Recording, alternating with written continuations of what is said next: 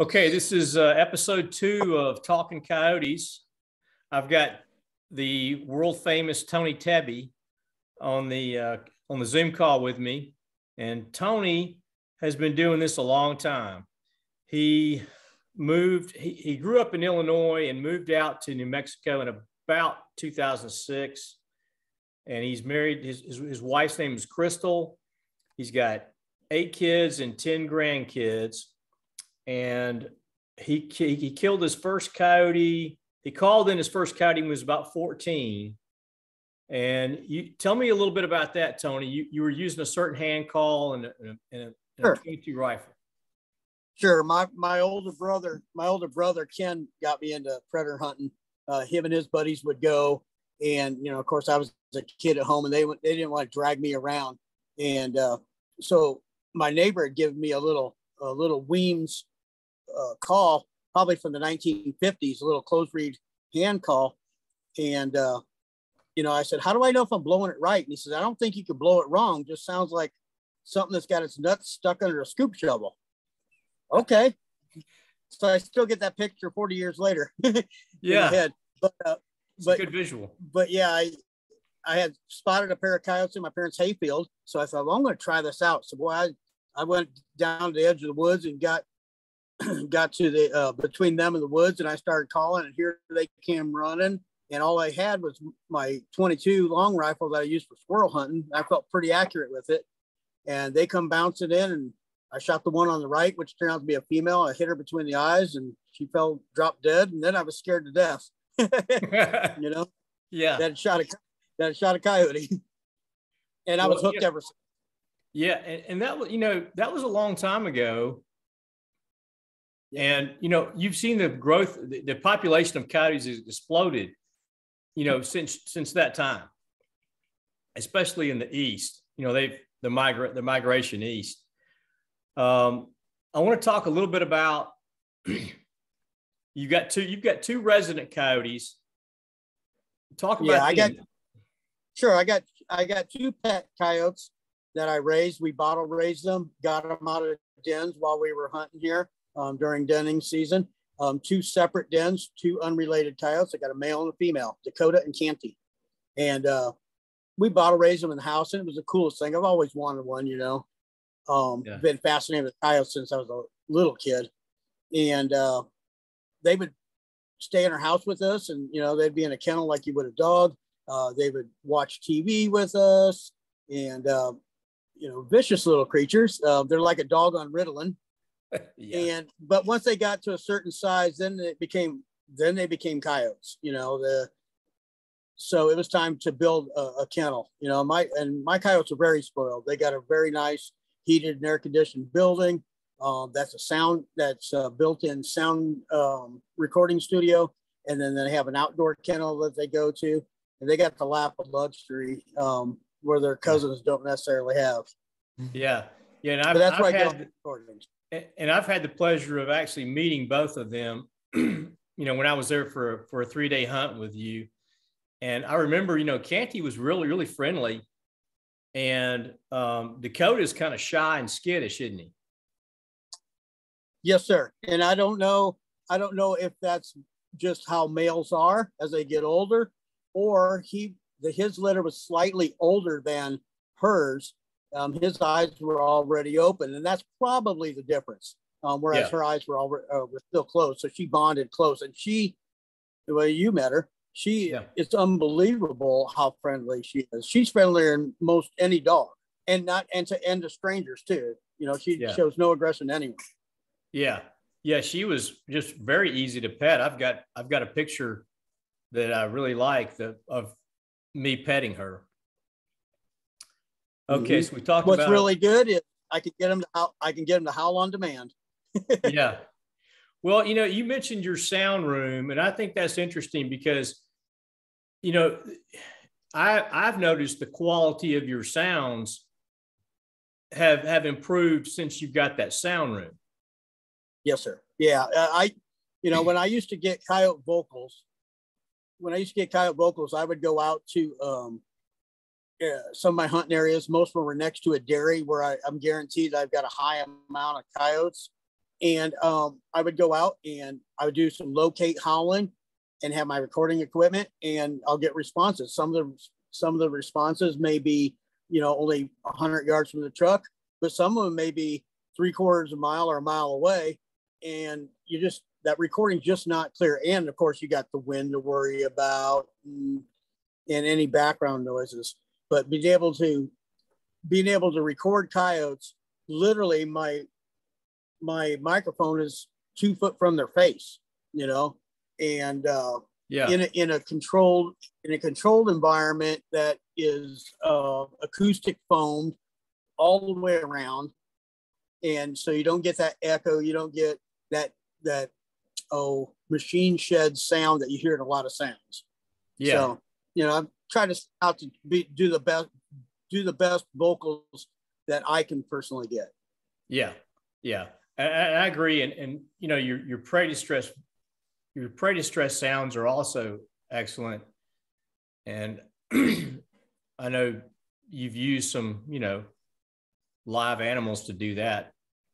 Yeah. All my recordings, I've got close to 500 recordings. They're all live animals. On the prey, those are all filmed. Those are all not filmed, but recorded out in the field. And you got to pick the perfect night for that. Dead calm, and you know how it is when you're hunting. Totally dead calm nights, they don't come all that often. No, without any wind, very little wind. You mentioned it a second ago. I want to ask a question about locating coyotes, because how advantageous or relevant is it to go locate, say, some coyotes at dark the night before and then expect them to be there the next morning? I used to think it was relevant. It would help me scout for coyotes, definitely. But what I found a lot of times is if we scouted, we went and located coyotes on a Friday night, we hunt them Saturday morning, they may be 5 properties over. Right. So that does us no good. I think the big thing about locating coyotes is it builds as a predator hunter, it builds your self-confidence that you're going into a spot that there's some coyotes in there. So you're going to walk a little bit quieter. You're going to be a lot stealthier. And I think it's just a big confidence booster. I do a lot of my scouting like a trapper. I trust scat and tracks. They don't lie. Yeah. Yeah. So you definitely are looking for sign. Yes, sir. Okay. Well, okay. That's great. Well, how long, when you go out and you call, how long do you stay on a stand, Tony? A lot of it depends on why I'm calling. If I'm doing it for pleasure, or if I'm doing it because we have some problem coyotes that need to be killed, or if I'm guiding clients, or if I'm in a contest. The other factor is how much land do I have available to me? In an area that, let's say I'm doing a contest like the World Championship hunt where I've got 50 stands laid out in front of me, I'll sit on the stand 7 minutes and 7 minutes only. If I've got some problem coyotes, I'll be on a stand for an hour. If I'm guiding, 15 to 20 minutes is probably the average stand.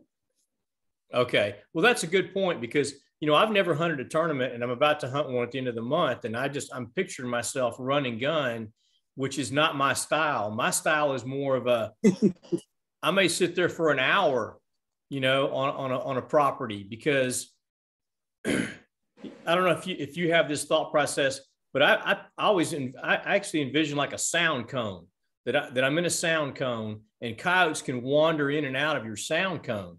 So the coyote that couldn't hear me 10 minutes ago, maybe he can hear me now. Is that and that can make a lot of sense. Yeah, that can make a lot of sense. Those days that you are seeing coyotes, let's say while you're driving between stands, that you're seeing coyotes out and about, those are the days you're going to call them with coyotes. Either A, they're already on their feet and they're hunting, or B, they're walking into your sound cone. Okay. Well, Talk about that as far as the weather or do you think weather and barometric pressure and all that affects the movement of coyotes, like when they're on their feet? Absolutely. Absolutely. You know, I always tell people to go hunting when they can. You know, if all you can do is go on Saturday night, then go on Saturday night, no matter what the weather's doing. You know, heat will shut down coyotes. Strong winds will shut down coyotes. Barometric pressure will definitely shut down coyotes. You know, and if I had to paint a picture perfect stand, you know, I want the barometric pressure on the rise. You know, there's old sayings like, you know, wind from the east, you know, fish bite the least, you know. Right. And that's predominantly because an east wind means there's a storm coming. The barometric pressure is dropping, and a lot of animals will shut down. Right after it, everything switches back around. The barometric pressure is on the rise. Animal movement starts back up. And I find that coyotes seem to be more tied to barometric pressure than any other animal I've ever hunted.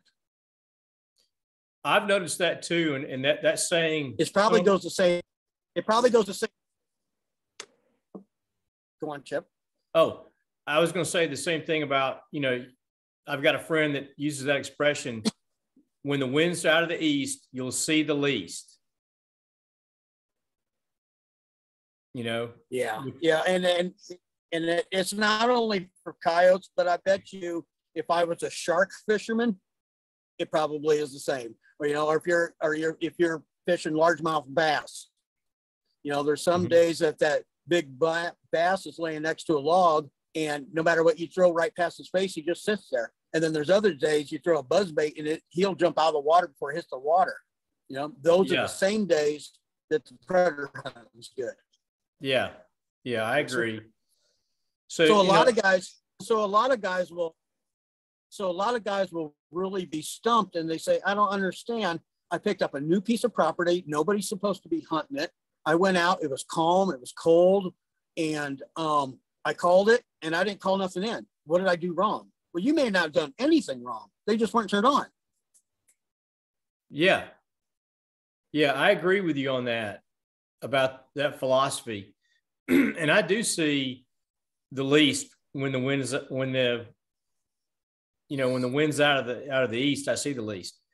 Now, what about when you're on a stand? You and I've talked about this before, where you'll throw out a rabbit sound and then you'll let it run for, let's say, 5 minutes. And then you'll just immediately switch to another rabbit sound. And you've told me about that before, where you're looking for that trigger that's going to set that coyote off. So talk about that a little bit. Yes, sir. Yeah. I've come to notice over the years that coyotes are reactionary. I used to try to lay out a story, you know, do a lone howl, wait 4 or 5 minutes, and then do another lone howl. And then, okay, now I'm a coyote in your area and I just caught a rabbit, you know, and try to lay out that story that, you know, kind of paint that picture. But I've noticed far too often coyotes just react to sounds. I've had stands where I filmed 11 coyotes in a group. I forgot my gun at home. I was training decoy dogs, but it gave me a chance for 45 minutes to sit and film these coyotes. And we would have a whole lot of action, and everybody got tired and hot. They would go lay down. I play rabbit distress. They jump to their feet, come running right to the collar. That goes on for another 5-10 minutes. They go lay down. I play puppy distress. They jump to their feet and come running to the collar. And then back to rabbit, and then back to puppy, back and forth and back and forth. And they acted like they never heard the sound before. Here they come running again, even though this was the 7th time I played it. Yeah. So I really think you're trying to trip that coyote in the whatever it is, you know, be it coyote vocals and fights or be it prey. You're trying to find what will trip that trigger, that pitch, that cadence, what have you, for that specific day. Because tomorrow will be something totally different. One of my clients, by guiding, I get a chance to hunt with a lot of people. And one of my clients was telling me he had a coyote hung up on a hill, laying down, watching them on the stand, and they threw everything at him. So he said, the heck with it. I'm going to go through my collar and I'm going to play every single sound I have on my collar. 15 seconds, I'm changing the sound. After about the 45th sound, he hit a sound. That coyote jumped to his feet and ran right to him. That is amazing. Yeah. Yeah. And that goes back to, and it was one of those discussions about coyotes being reactionary. Yeah. Well, I read an article years ago that was, I don't know who wrote it. It was about coyotes, and they were saying that the coyotes, well, actually dogs, were actually like almost autistic. And the point of the article was that they are reactionary like that, and they'll respond to different things in different ways. So that makes sense with what you're saying with that article that I read. Talk about like a difference in daytime versus nighttime sounds that you might select. Okay. Sometimes I'll play the exact same series of sounds. Most of the year, let's say, your prime fall, September, October, November, December. I'll start out with, cottontail. I like to work. It's a personal preference. I like to work my way up. I'll start out with, a little bitty baby cottontail, and then I'll work up to another cottontail, and then another cottontail, and then I'll jackrabbit, and then maybe totally different cadence jackrabbit. And then I'll get into some coyote vocals, and I'll go into some coyote fights and pup distress, kind of the typical thing. And I may play those during the day or night. I'll do it the same way. But at night, I really pour on the vocals. You seem to have roughly like 10 times more luck with your vocals at night than you do during the day. And coyotes, and you'll get coyotes, the entire pack will come in at night, and they'll cut straight across a field, that's in wide open view of a county road, that there's no way they would have did that during the day. Yeah. So, yeah. I'm an aggressive caller. When I play my vocals, either howling or fights or pup distress, I play it one notch under full blast.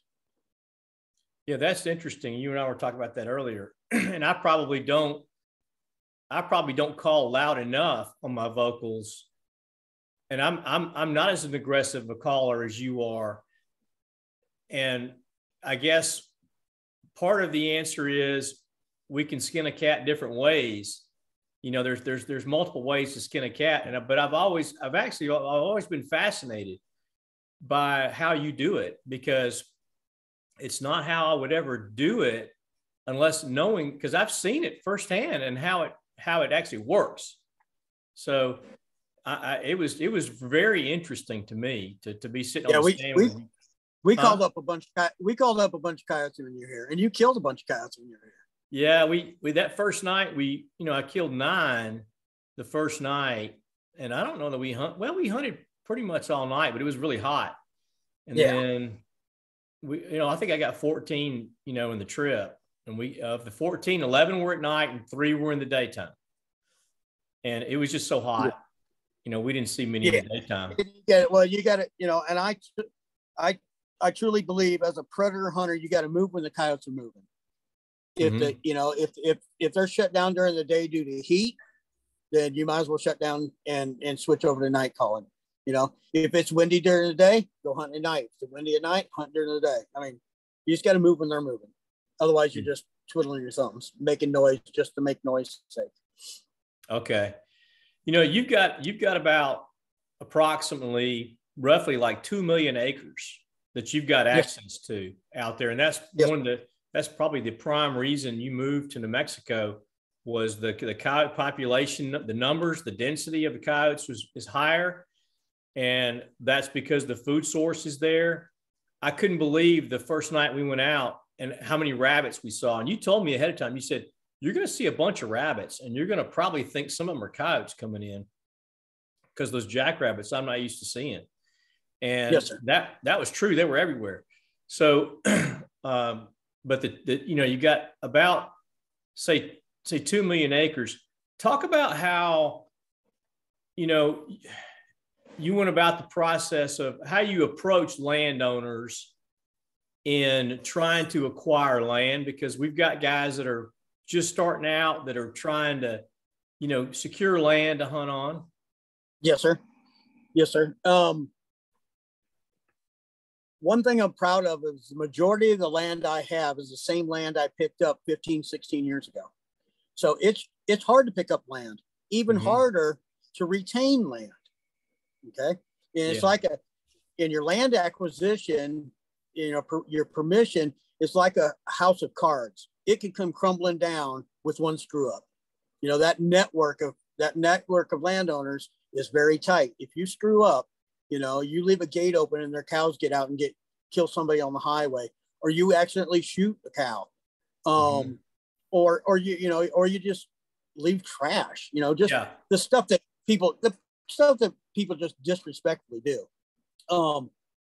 It could all come tumbling down. Subsequently, if you do things right, you treat people with respect, you treat their land as if you owned it, you'll pick up more land. That communication of, at the coffee house, talk about, man, I got a bunch of cows this year. And they're like, oh, really? Well, hey, this Tony Tebby, he's been taking care of them for me, and that's golden.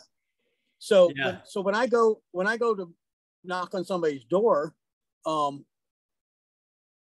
of them are cattle ranchers. They do it for a living. They're self-employed like myself. So I don't pussyfoot around. I don't walk up and hem haw and they say, boy, sure is a nice day today. I don't mess with any of that. I walk right up. They're self-employed. Time's important. They already know you want something. Like when you came to their house, the only time they get somebody to come to their house because they want something. So I just walk right up to them, introduce who I am, ask them if I killed their coyotes for them. Straight to the point. And then after they say, sure, yeah, that'd be good, no problem, kind of ask a little bit about the boundaries. And before I leave, I ask him, hey, do you have any neighbors you think that might want to get their cows taken care of too? And then you can pick up a name or two. You go down to their house and tell them, hey, Doug, your neighbor Doug sent me. Boom. That right there, you've got 1 foot in the door already. Yeah. Yeah. I found that to be true. And then as you've picked up land, and with your reputation, it just kind of snowballs and grows exponentially, where you've picked up a lot of land because everybody in Lovington knows who you are. I mean, everybody around there knows who you are. Plus you've got, your truck's wrapped. So everybody knows when you're driving down the road, that's Tony. Right. I don't put my name on it. I don't put my business name or my phone number, any of that kind of stuff, because I don't guide locals. Just like it's hard to pick up land and hard to retain land, you really got to trust the people you take hunting with you. Yeah. Yeah, that's right. So they could really go visit the land you just took them hunting to. If they get caught, they said, oh, Chip gave me permission. Boom, Chip just lost that land. That kind of a deal. Yeah. Well, and I think to your point there, our mutual friend of ours, Josh Mapes, Josh talks about that up in Michigan. Those guys in Michigan seem to really deal with that a lot, where it's very, very competitive and cutthroat up there about land. Yeah. Yeah. And that happened when I was in Ohio. I went to Ohio with my wife. She had a conference in Cincinnati. So while there, by golly, I at least got to go meet all my Ohio customers and go hunting with them. So we went and we talked about that when we were in Ohio. And it kind of blows my mind that they may be out night hunting and they can see 4 or 5 or hear 4 or 5 other predator hunters out. That just blows my mind. I don't have competition, And what I've always said was, I will take a piece of land that has a mediocre amount of coyotes on it and no pressure, than I would take a piece of land that's got a whole buttload of coyotes, but also has a buttload of pressure. Yeah. Yeah, I agree. I've been fortunate in Alabama. I've only had one instance where I was on a stand and heard another, coyote hunter calling, and it took me about probably 30 seconds, maybe it was a minute. And I recognized the Fox Pro Sound. And I said that's a guy coyote hunting over there, and he's on this property. So it really ticked me off, and I had a young guy with me, Gage Boland, and I went running up there to the gate in my truck to find out who it was. Well, it turns out I had permission from the son, who was about 50, and those guys had permission like 4 years ago from the father, who was about 80, and but they weren't communicating with him. Like when you come and you go, I always text my landowners. If they're not texters, I'll call them and say, hey, is it okay if I coyote hunt tonight? And then when I leave, I text them when I leave. And if I kill something, I send them pictures. I don't care what time. If it's 2 a.m, I'm sending them a picture. Amen. Because their phone's probably set to do not disturb, and they'll get it in the morning. But the communication with the landowner, I think, is key. That communication keeps you fresh. It keeps you in their mind, and it keeps you from having a sheriff come out and visit in the middle of the night. Yeah, that's right. Now, and I've noticed that coyotes are almost symbiotic with cattle. I mean, I'm killing a lot of coyotes around cattle. Whether they're actually killing calves or not. I mean, I think it's an opportunistic thing that they'll kill one if they can, but yeah, they're eating so many other things around. Ground nesting birds that are laying eggs, rabbits, mice. What are your thoughts on that? Yeah, I've got a saying that I truly believe in: find the cows and you'll find the coyotes. We hunt in big country, big, gigantic, I'll give you an idea. My average ranch is 50 sections, 640 acres per section, and there's not cattle on every piece of it because they'll rotate, pastures. But when you find the cows, you're going to find the coyotes. And agree with you, it's not necessarily always during calving season. Yeah. And I've got lots of friends who are cowboys because of what I do for a living. And when they move a herd from one pasture to the next, the coyotes will move with the herd, and they'll send me videos with their phone, the coyotes walking right with the herd right next to the horse.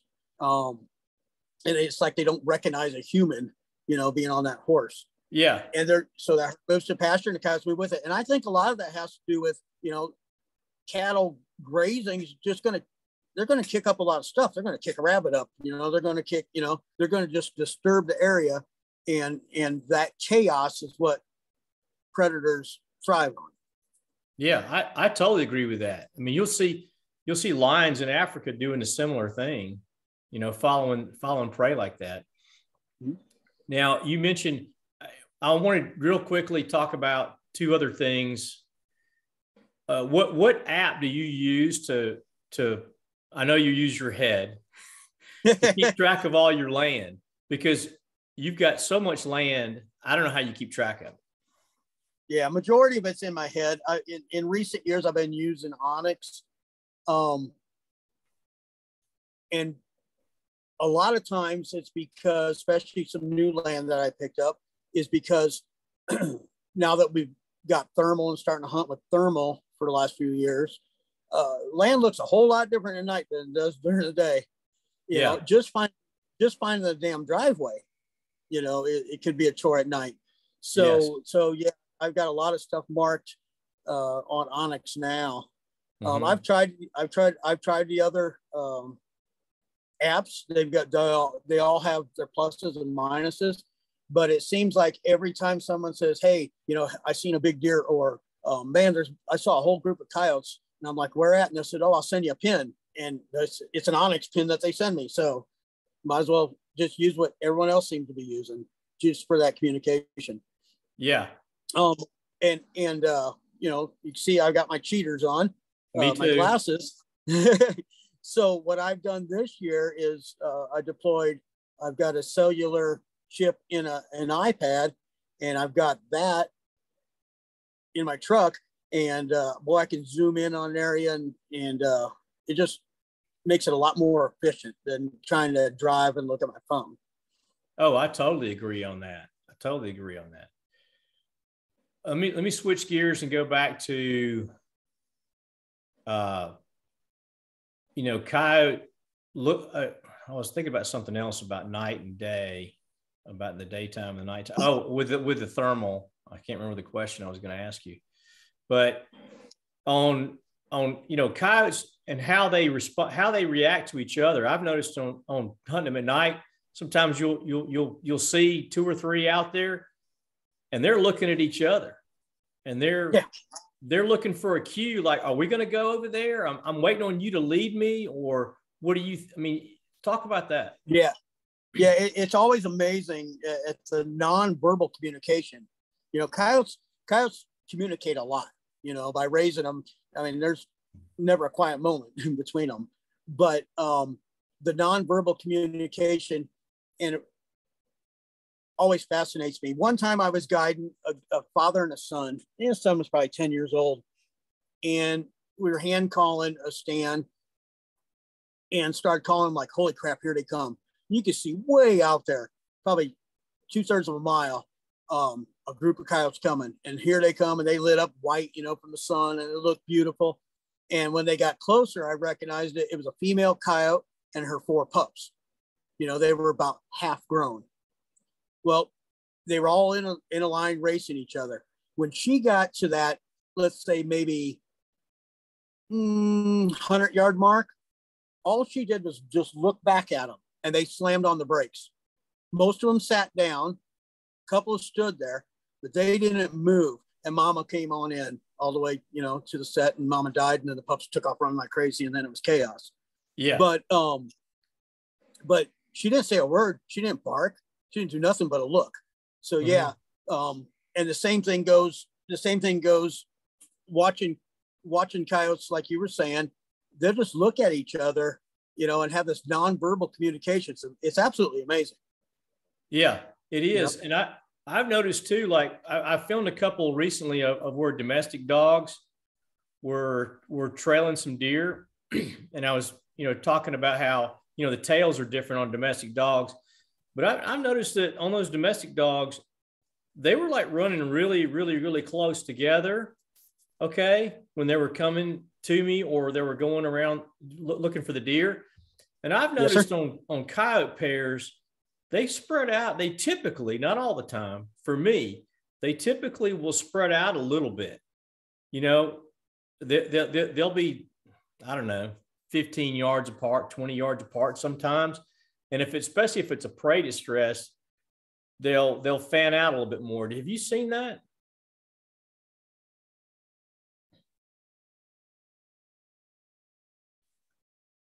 Well, I may have lost Tony. But we'll end the session here. Yeah, I call it you go ahead. Yeah, you may call in a group of 4 of them, and here they come. And when they hit that magic 150, 200 yards, they'll spread out in a hunting formation to surround, this. In this case, I was doing a puppy, but I've seen it lots of times with rabbit distress, into a hunting formation. And it turns out we killed 3 out of the 4, and they were all males. They were coming in to eat that puppy. They weren't coming in to protect it. Yeah. And that's a good point, because on pup distress, you think that they're coming in to help whatever the pup is that's getting his ass kicked. But sometimes they're coming in for food, aren't they? Yes, sir. Okay. And we talked about this earlier off air, that do alpha pairs, do only alpha pairs mate, or do several pairs mate in an area? And you told me, yeah, I don't know. Yeah, that you don't know. I don't know, and if I did know, it wouldn't change my calling strategy any. Yeah. But all I know is what I've observed, and what I've observed was, by raising coyotes, that the alpha female in my little utopia pen, when she came into heat, she turned into a royal bitch, and she would whoop the crap out of her sister, day or night. Mm-hmm. And it wasn't until they were separated did her sister ever come into heat. All that time, she never came into heat, and they were litter mates. But once they separated from each other, so there's got to be something to that, as well as, all the studies that people have done, biological studies that say that. I don't know. I look for. Yeah, that's very interesting. Well, we've been going for 34 minutes, so I think we better, the attention span of a hunter and a predator hunter is probably even less. I mean, we're just a different breed, and I've only been doing this, seriously for, I don't know, 6, 7, 8 years and something like that, and I started out green, and I was always trying to learn stuff from you guys, and I've, with experience, I've gotten better. Okay. But, it's so good to talk to somebody like you who's been doing this practically all your life. Yes, sir. Yeah. I think predator hunting is the perfect sport for any hunter who's an adrenaline junkie and has a short attention span. And I've got both. Yeah. Okay. So tell me, I've never hunted a tournament. I'm about to hunt one at the end of this month because a buddy of mine was asking me to. So how long should I sit on a stand before I move if I'm tournament hunting? Well, first, and I've got, let's say I've got 30 stands I can make. Okay, good. That's what I was going to ask. First, let me tell you that predator hunting isn't necessarily enjoyable. It's like comparing going out fishing with your kids, or fishing in a tournament. When you're doing a tournament, there's no time to high five each other, enjoy, slap on the back, and laugh. It's all business, and it's quite tiresome. That's why I retired. That's why I retired, and stressful. That's why I retired from doing it. Yeah. If you've got enough stands laid out to last you, I'm assuming you're night hunting it. Yes. Well, if you got enough, it's a 2-day thing, or night or day, but I'm gonna focus on night for sure. Okay. The coyotes will dictate that based on their reaction and how fast they're coming in. But I would say no more than 15 minutes. A lot of times we only stay in stand for 7 minutes, but we have an endless amount of stands lined up. And I always say that usually 80% of the coyotes are going to come in the first 7 minutes, and 80% of them are going to come in the first minute or two. That's if you set up right, if you're set up right on top of them. So it is all about running and gunning and doing your scouting, especially during the day, so you know exactly where you're going to park, exactly where you're going to walk, exactly where you're going to set up, and just have that memorized, have that marked down on Onyx, and just follow the game plan that you made out throughout the day. Just stick to it and just go. Okay. Hey, your wife, Crystal, she's got a side business of, these leather goods. I know I've seen it online. And can people get her stuff through your website? No, we kind of keep that separate. She gets, what is your website? tcbrandshop.com. tcbrandshop.com, right? Yes, sir. And so it stands for TC is Tony and Crystal. It stands for Tebby Creativity. Matter of fact, I'm in the workshop right now, surrounded by hundreds of cowhides. We do a lot of, she builds a lot of cowhide and stuff like that. Yeah, it's real interesting. I mean, people could order just about anything made out of a cowhide, whether it be a hat with a cowhide patch on it, or Hey Dudes with it on it. Yep. Okay. And then, of course, your business, predatoruniversity.com, you can purchase sounds, e-collars, the Icotec Outlaws, loaded with your sounds, and other stuff. Sometimes you got hoodies on there and different things, and hand calls. You're like this, hand calls have been in your blood for a long time. Yeah. I was a custom call builder for 25 years. And actually I actually despised electronic calls, and now I'm one of the top electronic call sound producers. Yeah. Funny how things turn. Isn't it how it's evolved over the years? Because yes, sir. I remember using a Johnny Stewart tape deck that was about this big and had a 50-foot wire out to a little speaker. And I called up a coyote out when I lived in Nevada. And, I was hooked before then, but that probably hooked me. Yes, sir. Well, buddy, I say it's been good visiting with you. Yeah, I hope this helped, and we can do it again. Yeah, we'll do it again for sure, because there's other things that we'll cover in another session. But I appreciate you doing this for me, and I'm going to end the session, but stay on here with me for just a minute if you don't mind.